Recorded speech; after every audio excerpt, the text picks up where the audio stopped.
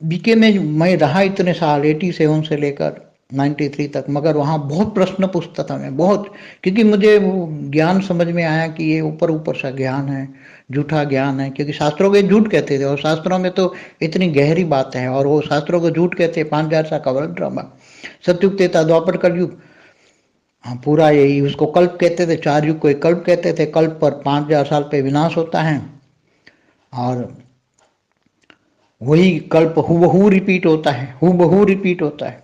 वो तो कैसा हो ही नहीं सकता, हर आत्मा तो परिवर्तन होती है। तो फिर तुम्हें पुरुषार्थ करने की जरूरत क्या है, जो ही होना है वही होना है, तो फिर पुरुषार्थ कौन करेगा।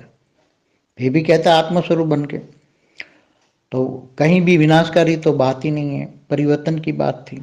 कोई प्रश्न बीके में कोई प्रश्न नहीं मिला। फिर उसकी सिस्टर कंसर्न है पीबीके वाले, शंकर पार्टी, यादव का हेड है शंकर, शंकर पार्टी, वहाँ राम वीरेंद्र देव दीक्षित जो फरुखाबाद डिस्ट्रिक्ट में कंपिल गांव में था, मैं वहाँ गया 93 में, वहाँ भी बहुत ज्ञान की गहराई में गया, मगर वहाँ प्रश्न के जवाब दोनों जगह नहीं मिले, कौरव यादव में कहीं नहीं, उल्टे रास्ते चल रहे थे।